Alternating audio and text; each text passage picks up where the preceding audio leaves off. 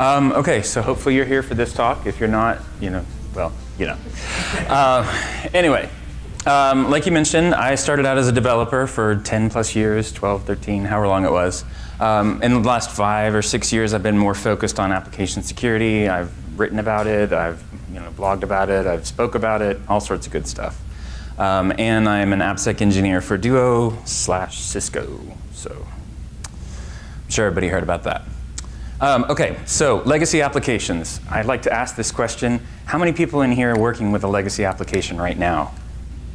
Okay, who's not? There's always one or two. And usually they work for marketing companies, but I know that's not the case for you. But anyway, so basically we want to take these legacy applications that pretty much everybody has to deal with at some point and modernize them so that we can make them as secure as possible. But one of the keys to this is keeping things simple.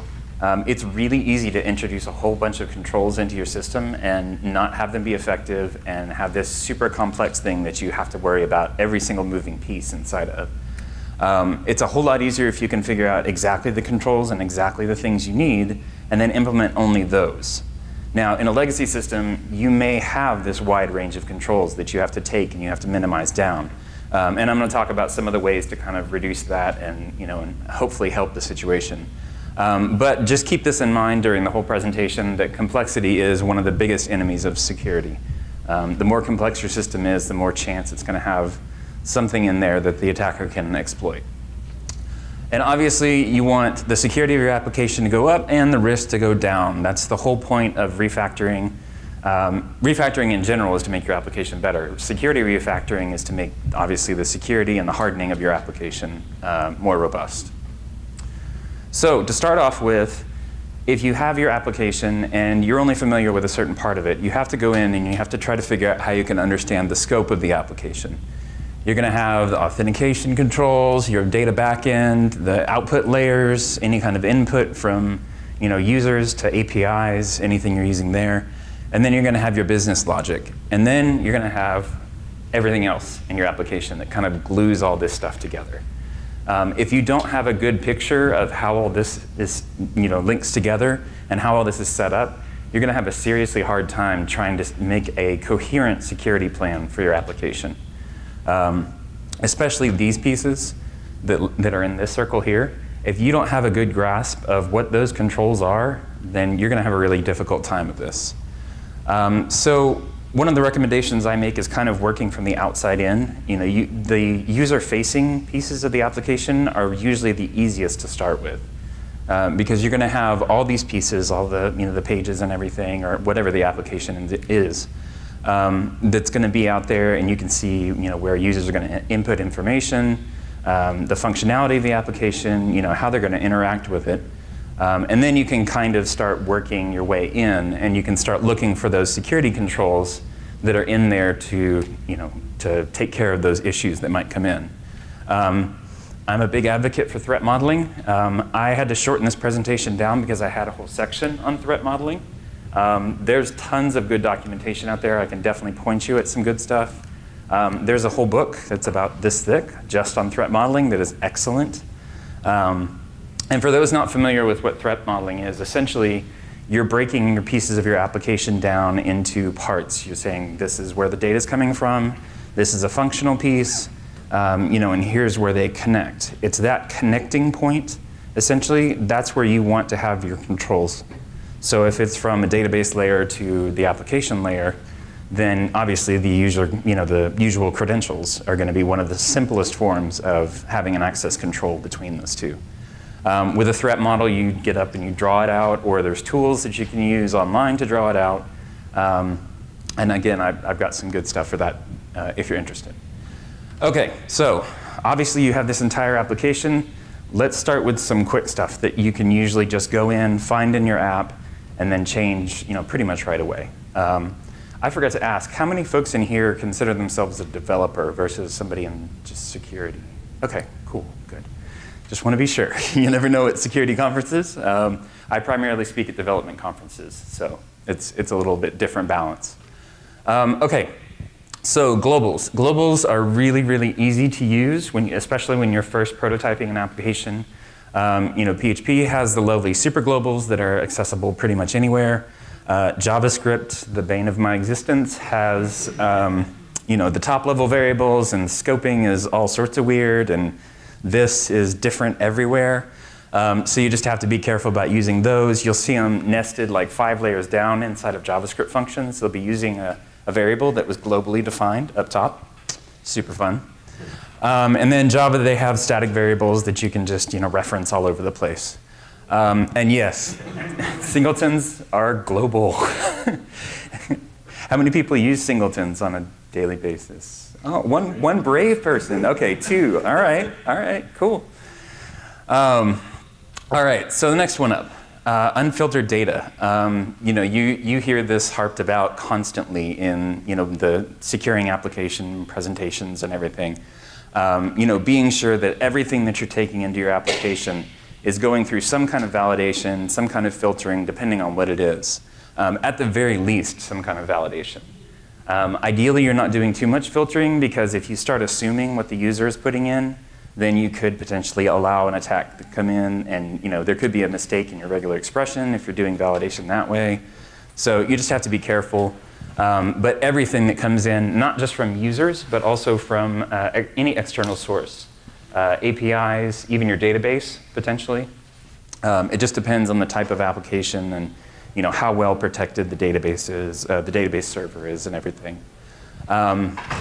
There's various functions that you can use, like these aren't directly in PHP, but these are in frameworks that are written in PHP. JavaScript, you can actually reference the URL parameters directly, so you can just pull those straight off of there without doing any validation on it. And then similar in Java, you can actually run get query, and it'll give you the query string, and then you can parse them out from there. You always want to pass those into some kind of a validation layer. And I usually recommend coming up with a system where you can have reusable validation. So if you have a user profile, and you pass in a username, password, bio, website address, something like that, you pass that into a user validation object or something like that, so that it's always validated the same way, and then when it comes back out, you know for sure that everything is correct in that data that you gave it, versus trying to do it one-off all over the application, because that's a recipe for disaster. Okay, next one, sensitive logging. This is really easy to forget. It's pretty common. I've seen it in a lot of applications where they just dump a bunch of objects into the log statements or into the logging functions, and they don't think about what's in those objects. Especially users or anything related to auth controls. You could have PII in there. You could have credentials. I've seen people accidentally logging API tokens, or they log everything about their OAuth flow. And so they get all the tokens, they get the refresh tokens, they get all that. And so, yeah, not great. You have to think of them as output. And sometimes the logging server is actually less, or is not as well protected as some of the web systems or other systems that are involved in the application. And so sometimes attackers will actually go after that, get the information they need from there, and then use that to hop onto the web application or whatever it happens to be. Obviously, you want to remove any kind of sensitive information you're logging, and the really tricky part is actually purging the logs. Now, I'm not saying go back to your backup logs and go and purge that. I mean, unless it's a really extreme situation. As long as you have a good cycling policy for your logs, good retention policy and everything, those will fall off eventually. These are the logs that are currently in place, that are currently in the system. Because hopefully, chances are, you're going to find those pieces of information pretty quickly after after they've actually entered the log system, the log servers. And so you can go and purge that information out. So to help with this, I recommend usually only logging identifiers, preferably any internal identifiers that you can, so it's not stuff that's being shown to the user. And then any hard-coded strings that you might have, like error messages or something like that. Okay, wildcards. So one of the main things that I've seen this used for is routing. In applications, there's a lot of the frameworks that'll let you actually do wildcards in your routes. I worked with an application that it had a lot of defined routes, but then the very last one was a wildcard route. And because of the way that the routing system worked, it didn't pay attention to the HTTP verb, like get, post, delete, all that. And so basically it would match, or it wouldn't match a get route for it if it was a post, and then it would hit that wildcard route. So it would go ahead and call that function anyway. Because it didn't care about the HTTP verb, it still called that function. So that was super fun. You know, obviously, being specific about it is better. More of the frameworks and more of the tools out there are getting a little bit better about this. They require you to say which verb is actually related to it. You know, my background in PHP, it used to be that a lot of the frameworks just didn't care about that, and then a lot of them got really smart. And now you actually have to say get, post, delete, you know, on the actual route definition. Otherwise, it doesn't work. So you can remove these wildcards or specify the exact matches. You know, obviously, the more exact, the more specific these are, the better. So along the same lines as that wildcard thing where it didn't care about the HTTP verb, I usually recommend splitting out the actions. It's really easy to have one function that handles get, post, put, delete, you know, inside of your code or inside of your controller or something like that. But it's really easy to miss something in there if you're not paying attention, especially if you get, you know, like some of the apps that I've seen, you'll get controller methods that are, you know, 1,000 lines long. Well, if you're putting get, post, put, delete, everything into that same function, there's a pretty high chance that you're going to forget something in there. And something's going to get output, something's going to, you know, some action is going to be taken you didn't intend. So I usually recommend splitting those out. It makes for a little bit more code sometimes, but then you have those separate methods, and you know when it's a get request, I'm going to always go to this particular function in the controller, or you know whatever your functionality happens to be. And then taking advantage of that framework-specific handling, you know, sometimes you can actually define a set and say, for this URL, for this GET request, you know, go here, and then the post and everything. So abstracting those out by actions, and ensure that whatever the method is, you have, you know, appropriate protection for it.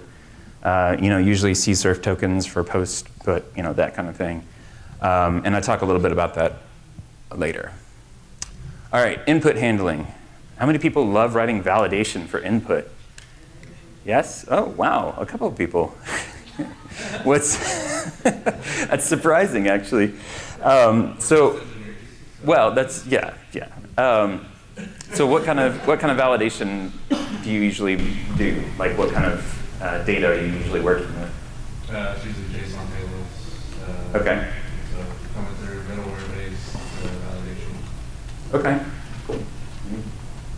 You had something? Mostly sanitizing, looking for, you know, just making sure we're escaping strings and all that. Okay. Do you escape before you put it in the database? Most of the time I would hope to do that, yes. Okay, so you have to be really careful with that, because one of the things, and I had to unfortunately take out a little bit about this as well, some of the templating stuff, if you try escaping before you put into the database or whatever your data source happens to be, when you pull it back out, you've already made the assumption that it's going to be used in whatever context that is. So if you're HTML, you know, escaping your tags or something before you put it in, if you pull it back out and you're actually going to use that string in JavaScript, then you're going to have problems. So usually recommend kind of the other way around. So doing the escaping on the output, because there's HTML attributes, JavaScript, XML, JSON. There's all sorts of different contexts. And if you've already escaped it for HTML, then you're, you know, setting yourself up for trouble on the other side. So just a little helpful hint. All right. So when you're looking at your input handling, obviously the goal of all this is to reduce the risk, you know, reduce the security concerns of the app. So you have to go through and kind of locate all those input points. Now, for a larger legacy application, obviously that's going to be a massive undertaking. So what I usually recommend for that is, as the system is being worked on and the different pieces are being updated or added, you take the information about the inputs to that and go back to your threat model and say, here's this piece of the application, let's look at how this data interacts, and then slowly build that out. Because for most applications, most legacy apps that I've seen, they're big, you know, large code bases. And going through and just saying, okay, we're going to threat model this whole thing. That's going to take, 6 months to a year, easy, just to do that.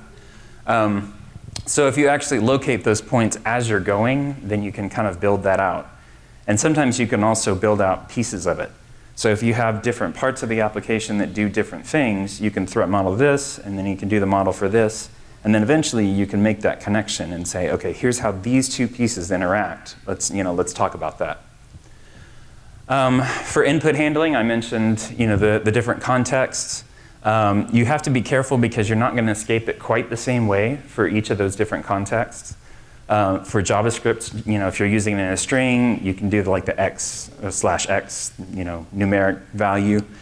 There is actually a way to escape an HTML string inside of JavaScript, or an HTML value inside of JavaScript where it's still going to work correctly as real JavaScript. So you're not going to break anything. It's a little tricky, but. And then going back again, documenting those risk points in the threat model. And if possible, use as much of the internal storage information that you can instead of relying on the user to put in everything every single time. Sometimes it costs a little bit more. There's a little bit more overhead to go in and pull that information out every single time. But if you're using that internal data, then you don't have to worry quite so much about the input and the information that you're getting. All right, validation on adding and updating. So unfortunately, a lot of applications don't do validation. I won't ask for any hands on this one. I don't want to embarrass anybody. I've written them too. Don't worry, I've done it too. Nobody's really immune. But a lot of applications, especially when you see ones that have more of the first startup-y kind of code, when the code base first began, you won't see a whole lot of validation because they're just trying to ramp it up quickly. And then nobody ever went back to that. They just started piling on top of it. Sometimes they don't even know that there's not any validation. They just assume there is, and then they're surprised whenever somebody inputs some malicious data, there's SQL injection or something like that, and they have to go back and they're like throwing their hands up. They have no idea. And that's another thing that doing the modeling and everything can help with, because then you're forced to say, I have these controls in here, that's good to go. I don't have to worry so much about it. It's really easy to fall into the same origin idea, not the same origin as JavaScript. I probably should use a different term for that. But I hear a lot of the development side say, well, why do I have to worry about it? It's just coming from my application. It's my form that they're submitting it from. Except they don't consider that most of the attackers out there are using automated tools. They're probably not even using your website, honestly. And so it's really easy for them to bypass if you have JavaScript validation and you don't back it up with validation on the back end. You have to include that stuff. Now, there's a lot of libraries out there that will help with this. Be sure and vet those libraries, because sometimes, even though you think, oh, it's a validation library, it's going to check everything I need, some of them do better jobs than others. So just be careful with that. And some languages actually have internal functionality that'll let you do validation. There is a PHP function called filterVar, which is kind of odd because you can do filtering and validation with it. But you can define the different rules for your data, and you can pass it the whole array of data, and it'll go through and match against all those rules at one time. There's a lot of libraries that'll do the same kind of thing out there too, so just keep that in mind. And then once you assess those validation needs across the whole app, and if they repeat, that's that reusable validation that I mentioned. You create the functionality to just pass the data in, and it says yes or no, basically. And it's always consistent. And if it fails the validation, fail it right away. I usually recommend doing the validation as the first thing once the data comes in, and not worrying about doing it multiple levels deep, or having it way down in the function, something like that. It's really easy to make that stuff, to forget about that stuff. And then you potentially have something, a developer comes back in, they make a change, and there's some action being taken before the validation completes. And you don't know that because you haven't read the entire function. So doing it right away and failing as soon as that validation fails is a definite recommendation. Sanitization for the data, don't use it as a replacement for validation. I have seen some apps where they tried to sanitize everything that came in, and then they're like, oh yeah, we just assumed that this was what the user meant. Unfortunately, that's a risky idea. And the more assumptions you make about the data, the higher that risk gets. Again, you have to consider the different output contexts, sanitizing and escaping the output correctly for the different contexts. And then if you're going to use sanitization, I recommend that order, validation and then sanitization. Again, don't try too hard on the sanitization. But then if you validate, you're saying, okay, I'm expecting this particular piece of information from the user in this particular format. Now, I can understand things like, if you ask for a social security number, and hopefully you're storing it correctly. If they put it in something with dashes, that's really easy. You can just take out the dashes because it's a known format. Things get really tricky when you start dealing with more free-form text or input from other sources where you may not 100% know what it's going to look like. So you just have to be careful with that. All right, access controls. How am I doing? Okay, good. All right, so access controls. I mentioned, working from the outside in, you kind of determine the different access controls that you already have, authentication and authorization. You need to determine the coverage of those. That threat model will help with that. And you need to be sure that you're only protecting, or you're protecting things adequately and not doing any more than that. Remember the idea of simplicity in all this? If you go through your application and you start building out that model, or as you're piecing through it and improving it, improving that legacy code, if you notice an auth control that's either not necessarily being used or not necessarily being used correctly, or is not even needed. There's a lot of times that I've seen applications where they've implemented 5 controls for one piece of the application. It's like, you don't need all that a lot of the times. Usually 1 or 2 is going to cover most needs for that. So be sure that if you see over-engineering, you see any kind of extra stuff like that, you sit down and you plan it out and say, okay, what's the absolute minimum that we need for that? And then you go in and start, reversing that kind of stuff out. I've seen a lot of cases where okay, so it sounds easy, but I've seen a lot of cases where it is super difficult to actually go in and pull those security controls out, because a lot of times they'll interact with other systems. And so one system over here is referencing this point or is using this point with OAuth, and then another over here is coming in with just a straight-on username and password. And so it gets tricky when you have to consider external systems using it as well. And it's not operating in isolation. It's not just, here's the web application, we use it that way. Credentials, you have to be careful, very, very careful about hard-coded credentials. If the source is ever breached, or if they're able to do any kind of command injection or local file includes or anything like that, they could potentially read those files in, output the contents, and then they would have those hard-coded values directly. Usually, one of the previous speakers recommended something like Vault, where it's actually stored off and protected. Having that kind of thing is much better. You could have usernames or tokens or passwords. I've seen all of these in applications. It's really super easy when you're creating, a new class or putting together a new service or something like that to just hard code those values and then go on with it. But then you forget about that stuff, and then 5 years later it bites you. So what you need to do is extract those values. Unfortunately, this step can also sometimes include expunging them from your repository, because if an attacker is able to gain access to that repository, then they can still see those values because they're still a part of the Git history. So you have to go back in. There's ways to rewrite the Git history and overwrite that stuff and take it back out. But that's really tricky, especially if you have multiple commits you have to do it in. So you just have to be sure. And then protect them adequately. Take them, put them out in an external service like Vault or an system. There's external services like third-party services that'll actually handle some of this stuff for you.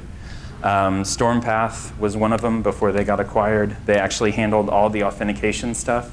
They protected it with high-level crypto on their systems, And all you had to do was call out to it, and it would do authentication, it would do authorization.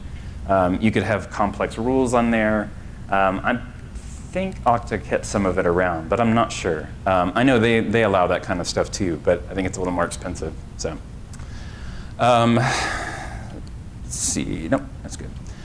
All right, access control on endpoints. You have to consider whether the endpoint is public, private, or sometimes it's conditional, depending on who's using the system. Public URLs, public endpoints, those are obviously ones that are accessible to anybody. They may not need as many controls on there as some of the other functionality. Private ones, you want to have them protected adequately.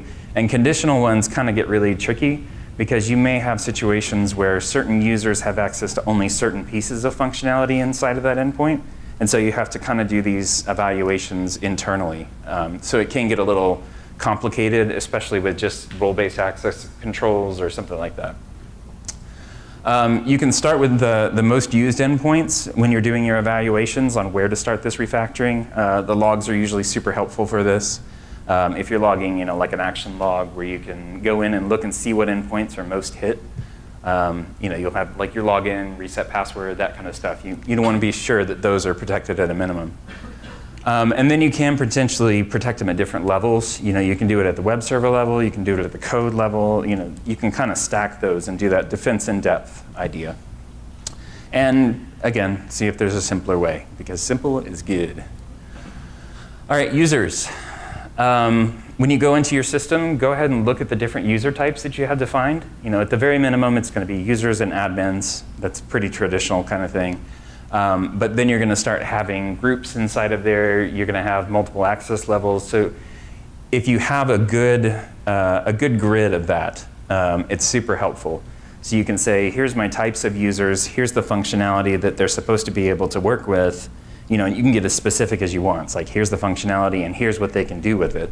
But having that grid of users kind of gives you a good overview of your application and the different people that are interacting with it. I've seen some groups that have taken that even farther and creating a persona for it. We at Duo actually have different personas for the different people that use our systems. And so we can get a better feeling for how they're using our systems and what we can do to ensure it's controlled correctly and ensure the features are good. You have to think about whether your access controls are dependent on features or dependent on user level. Sometimes you're going to have a feature in the application that's protected the same way for all of your users. But sometimes, you're going to have a user-focused approach where, certain users have access to certain things. And then I mentioned that administration and user as that kind of basic level. All right, so when you're adding new controls, hopefully you're only doing this when you absolutely have to. You need to look at the controls you have and see if any of them can be consolidated with what you're talking about adding in. And then see if there's anything that's missing. You might come across a certain part of the system when you're thinking about adding OAuth to a certain part of the API. Maybe some of it's public, some of it's protected. If there's missing controls on a certain piece, it might have been missed in the past whenever somebody was just dumping code in there and getting it out quickly. So if you can determine if there's anything missing as a part of any new controls that you're adding, that's going to help you build out that model as well. Think about any third-party tools or libraries. Be sure and vet those. Again, it's really super easy with like npm or Packagist or what's the Python one? PyPy or the pip. Yep, that's the one I was thinking of.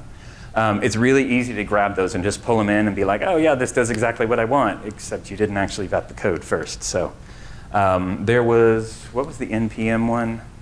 That was like, there was a, which one? Leftbad, yeah. There was a malicious package that was uploaded because it expired, or I forget what it was. Somebody, oh no, I think they breached the credentials for it and they uploaded a malicious version of it instead, or it was something like that.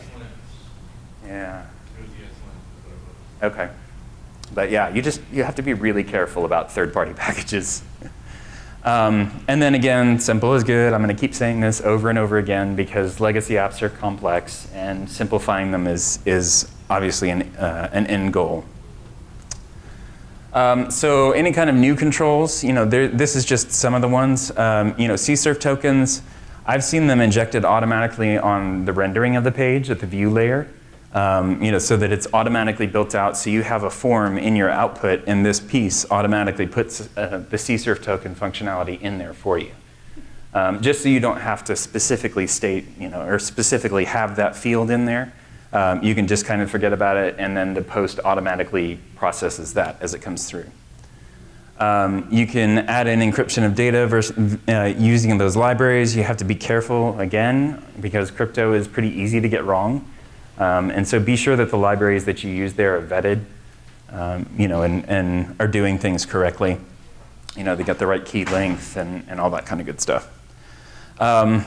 This is one of the sections that I had to take out because I had a whole big thing on templating.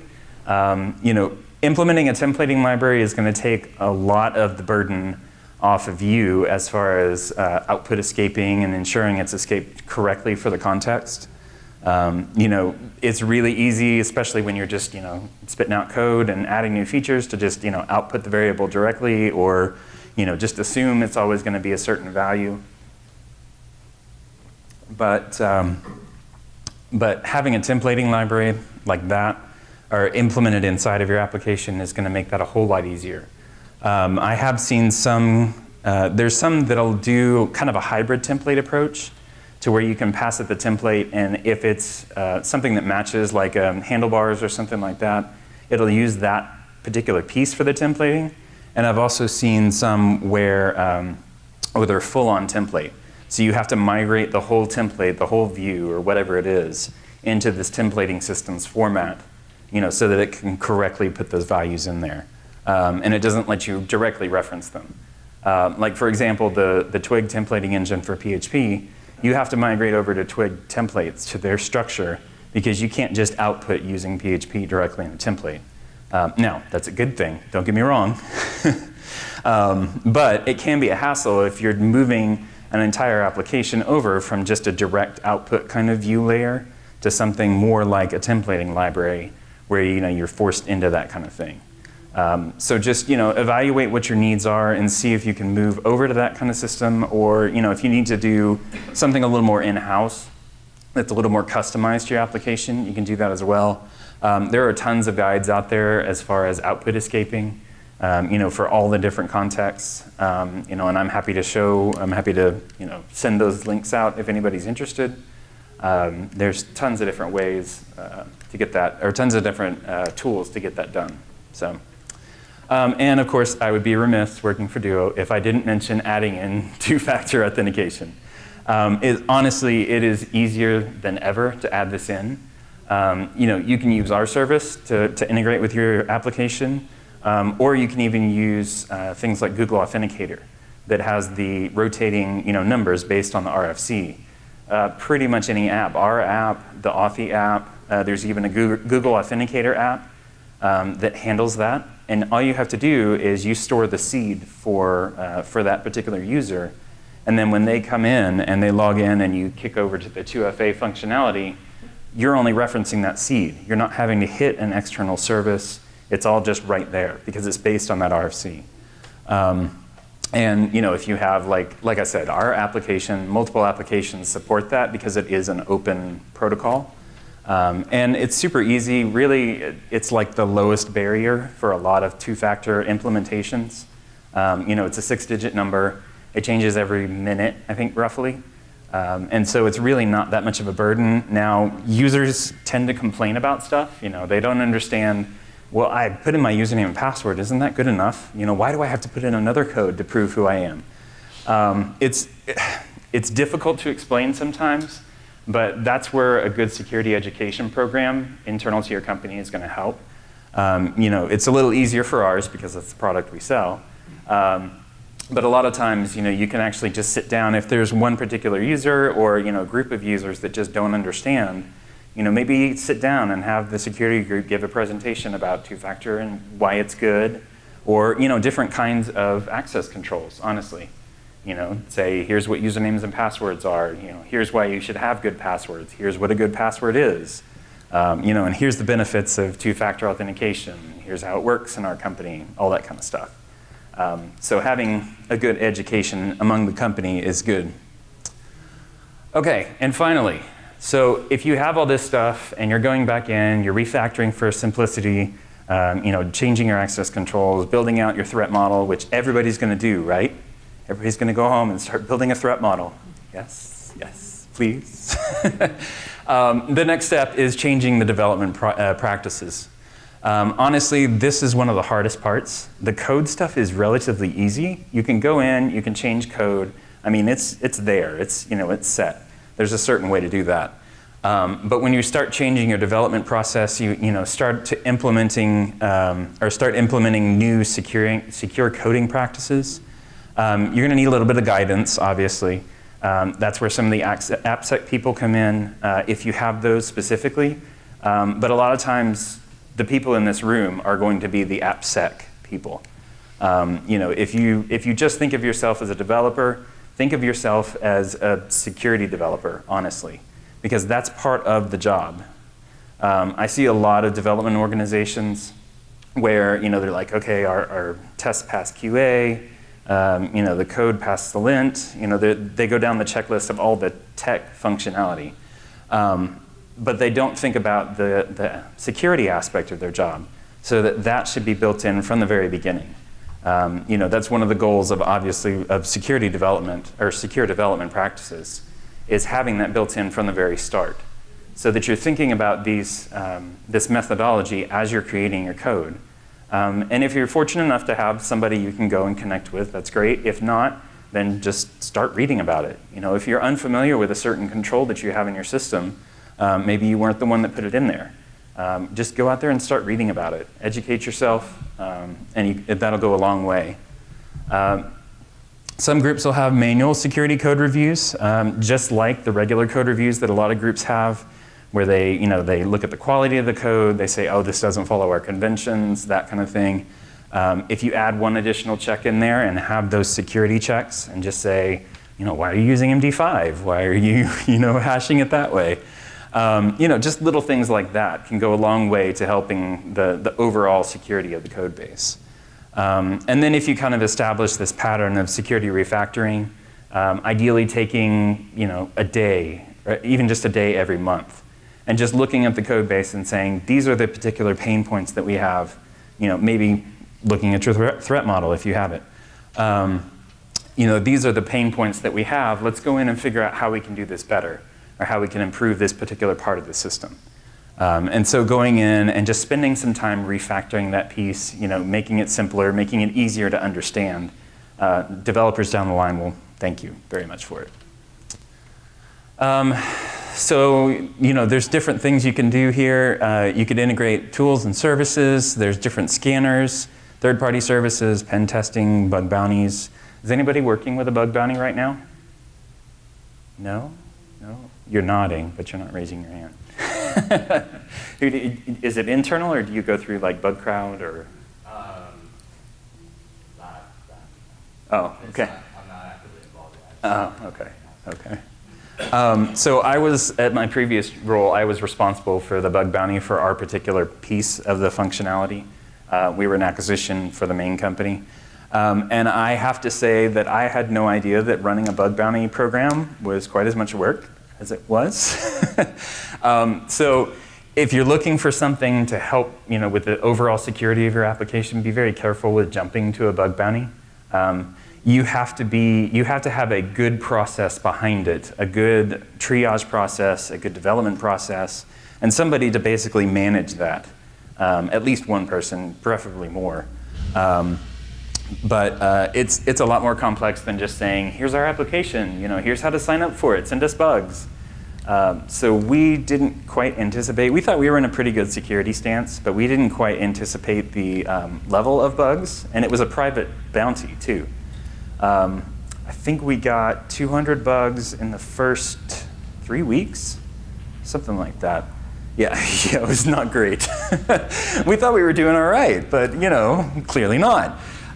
Fortunately, most of those things were fixable in 1 or 2 places, because a lot of them were reported multiple times, but it was in a reusable component.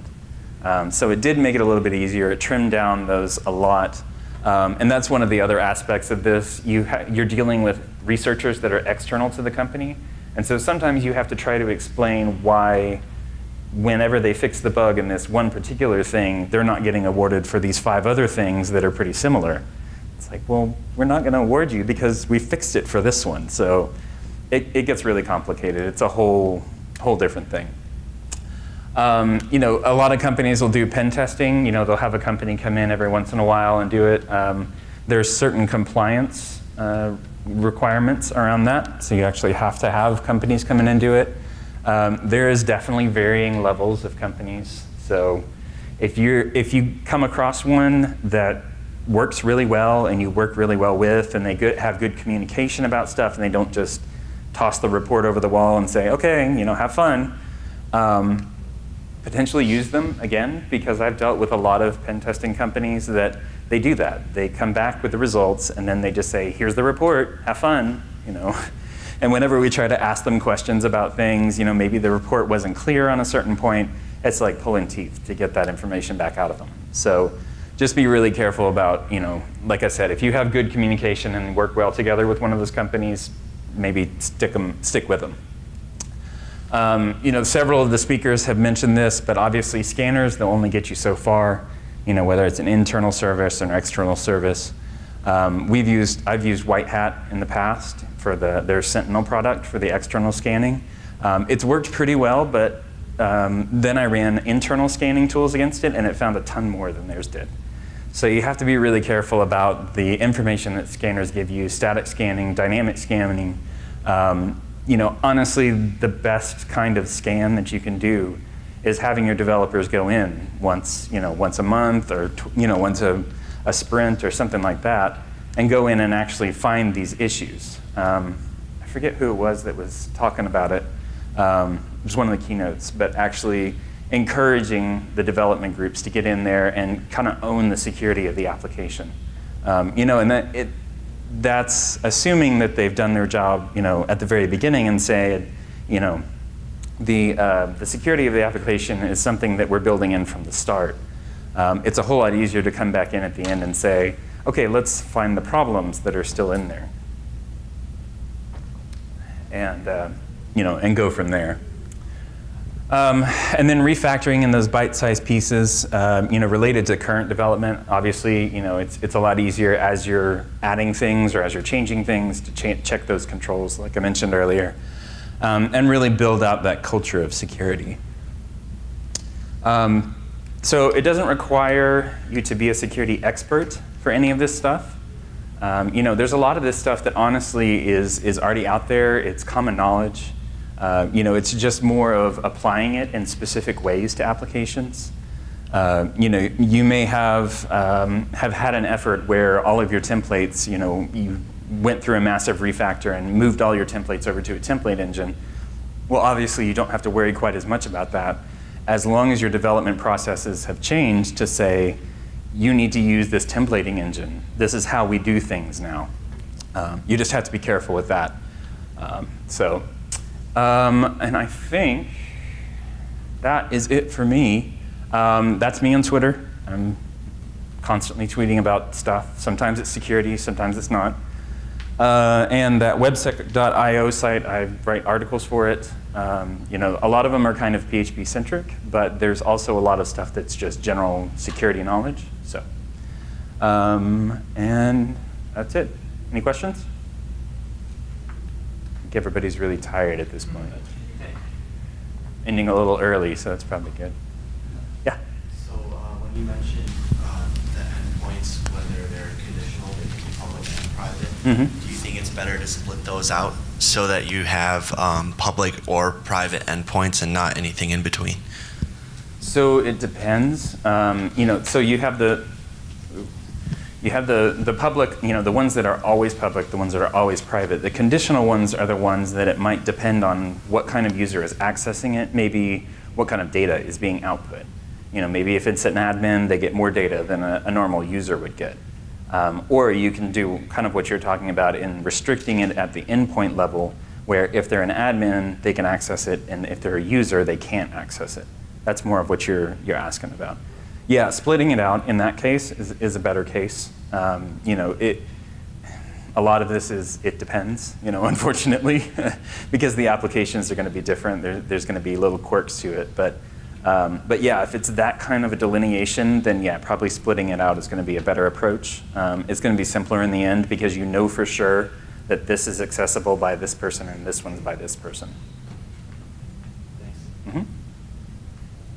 Anybody else? Yes. That's something not even remotely related to this talk, but I noticed, Okay. I noticed you had a Dev2 sticker on your, Which one? the black Dev sticker. Oh, yeah.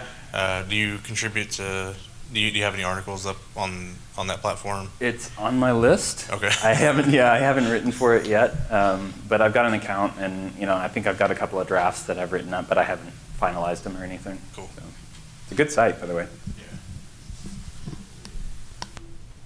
I got my lovely sticker collection.